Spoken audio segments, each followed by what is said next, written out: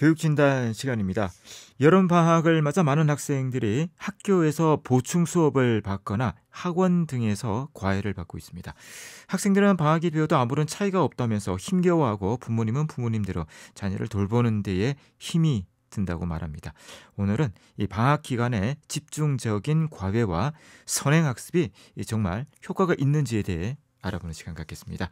윤일현 교육문화연구소 대표 윤일현 선생님 오늘도 전화로 모셨습니다. 윤 선생님 안녕하십니까?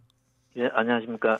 이 방학 기간의 과외가 정말 효과가 있을까요? 긍정적인 면과 부정적인 면 둘 다 좀 말씀을 부탁드립니다.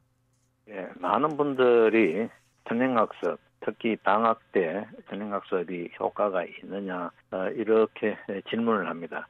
여기에 일괄적으로 그렇다 아니다라고는 이야기할 수 없고 개인차가 있기 때문에 어떤 학생에게는 효과가 있을 것이고 어떤 학생에게는 오히려 역효과로 작용하는 경우가 많다고 말씀드릴 수 있는데요. 네. 그러나 먼저 효과가 있는 경우는 그렇게 많지 않습니다. 일반적으로 선행학습이 이 진도를 빨리 나가는데 그걸로 더 잘할 수 있는 학생은 거의 상위 5% 안에도 사실은 어렵습니다. 너무 진도를 빨리 나가다 보면은 나중에 깊이를 요구하는 그런 문제에서 틀리는 경우가 많습니다.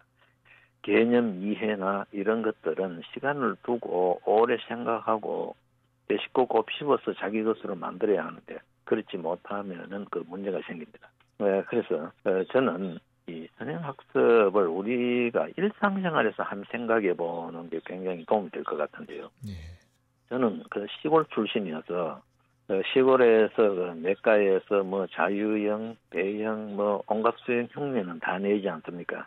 자유형도 헤엄을 칠 때 뭐 물안경, 수경이나 아니면은 모자 같은 것은 쓰지 않고 그대로 그냥 머리를 들고 치는 이런 그 동네 형들에게 배운 수영이 익숙해 있는데 제가 어른이 되고 난 뒤에 수영장에 갔더니 사람들이 다 보고 웃고 또 저는 이 물안경이나 덮어 쓰는 게 답답해서 벗으니 그 바깥에서 수영장 관리하는 분이 그러면 안 된대요. 다 쓰고 하래요. 그래서 내가 같이 간 사람에게 물어보니 왜 웃는지 모르겠나 해서 그 이유를 물으니 그 폼이 전혀 수영장에서 요구하는 폼이 아니다.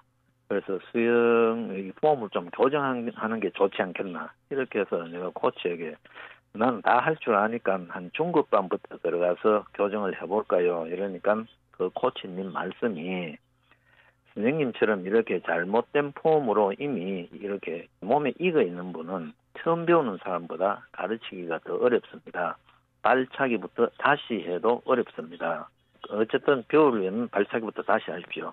그래서 뭐 그런 것 하면은 수영 안 하고 살겠다고 하면서 그 이후로 제가 그 수영장에를 가지 않았습니다. 네. 그러니까 이 수영이든 아니면 뭐 한때 많은 사람이 했고 지금도 하고 있는 볼링이든 탁구든 어느 것이든 간에 그냥 하면 하지만 처음에 기본기를 잘 잡아서 제대로 배운 것하고 그냥 대충 배운 거하고는 시간이 갈수록 기량에서 점점 차이가 나기 때문에 그래서 느리더라도 처음에 아주 정확하고 운동이든 공부든 제대로 해야 된다는 겁니다. 이게 그대로 그 선행학습 문제에 우리가 한번 견주어서 생각해 보면 되는데요. 빨리빨리 한 동작 한 동작을 완전히 그 근육이 기억하도록 연습을 하고 가야 되는데 대충 오가면은 중간에 잘못된 폼이 나올 수 있습니다. 이 선행학습이 바로 운동을 함부로 그냥 지도받지 않고 배워서 나중에 문제가 되는 것과 같은 이런 일이 공부에서도 똑같이 일어난다는 것을 저는 수많은 사례를 통해서 확인할 수 있습니다. 그래서 이 선행학습이 무조건 좋은 것은 아니다.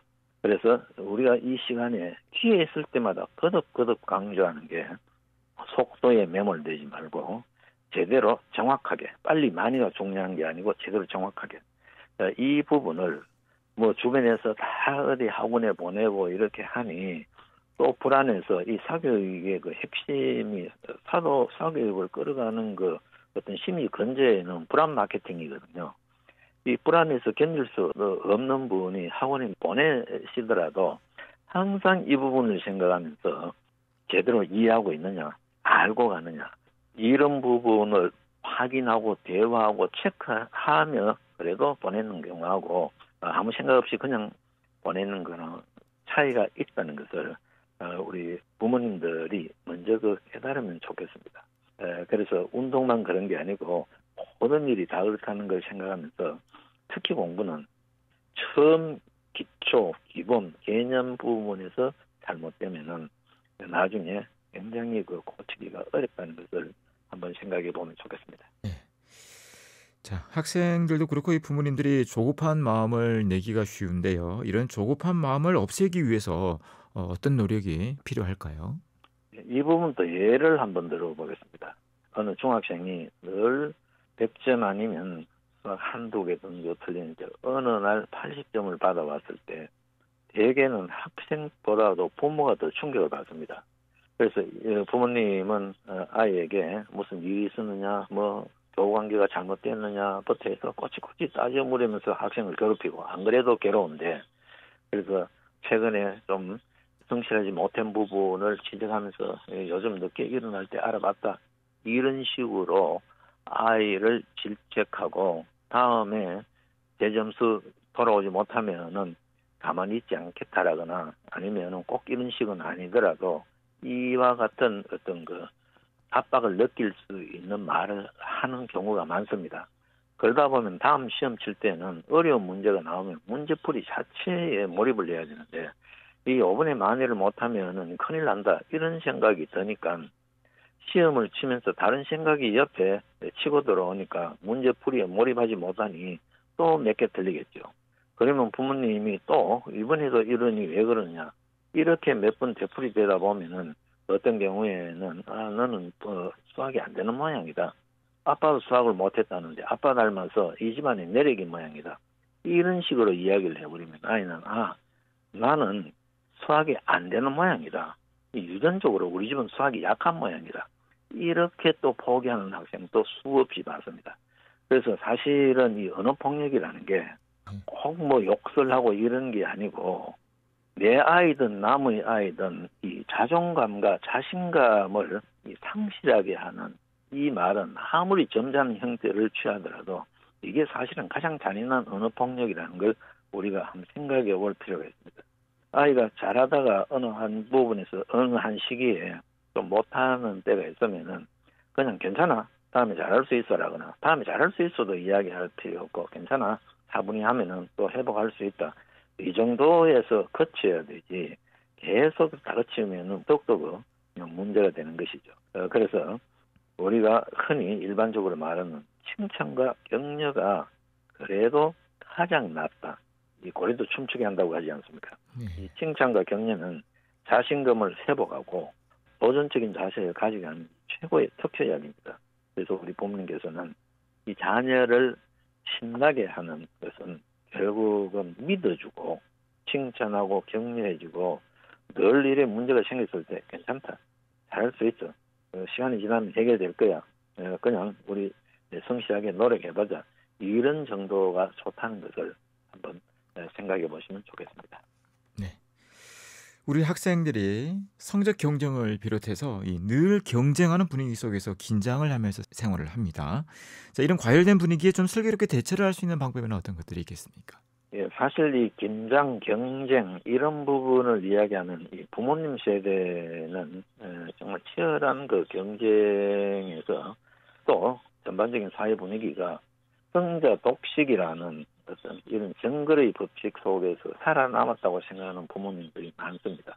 그리고 아직도 우리 부모님들은 한 번 전력 질주한 후에 예를 들면 한 번 명문대학이나 한 번 공무원이나 공기업이나 대기업에 입사하면은 평생 정년까지 문제가 없다. 이런 생각을 많이 하십니다. 그래서 한 번 전력 질주한 후에 자기 관리만 잘하면은 그냥 그런 대로 퇴직할 때 잘 무사히 갈 수 있다는 생각을 갖고 있는데 그러나 우리 아이들의 시간은 그렇지 않다는 것을 한번 생각해 볼 필요가 있습니다. 이제는 어떤 일에서든 승리는 일시적이고 죽는 날까지 달려야 합니다. 이 매 게임마다 전력 질주하고 잠시 숨 돌리고 나서는 다시 사신결단으로 달려야 하는 게 지금 우리 아이들의 삶입니다. 그래서 지금까지도 많은 분들이 그렇게 생각하고 있는 이 안정적인 직장이라고 생각하는 의사, 공무원, 교사 이런 직종도 지금 앞으로는 어떻게 될지 알 수가 없습니다. 그래서 이것보다는 삶을 대하는 태도, 순간순간 어떤 맞이하는 크고 작은 문제들에 자신 있고 용기 있게 대처할 수 있는 그런 힘을 길러주는 게 훨씬 더 낫다는 겁니다. 그래서 우리 부모님들께서는 특히 방학 기간에 자녀들과 많은 대화를 하며 이 변화를 자연스럽게 받아들이는 삶의 미시한 것에서도 새로운 영감을 얻을 수 있습니다. 또 시행착오나 실수조차도 더 나은 발전을 위해 도움이 되는 이 과정으로 받아들이는 그런 지혜가 필요합니다. 이 순간의 성취에 일희일비하기보다는 무엇을 추구해 나가는 과정 자체가 중요하고 또 그것을 즐기도록 가르쳐야 합니다. 일상생활에서 부딪히게 되는 다양한 도전을 위협적 측면보다는 기회로 생각하도록 가르칠 필요가 있습니다. 이 긴장과 경쟁, 변화를 능동적으로 받아들이며 즐길 수 있는 생활 태도를 가질 수 있도록 우리 부모님들은 도와줘야 할 것입니다. 네. 오늘 말씀 여기까지 듣겠습니다. 네, 고맙습니다. 윤일현 교육문화연구소 대표 윤일현 선생님이었습니다.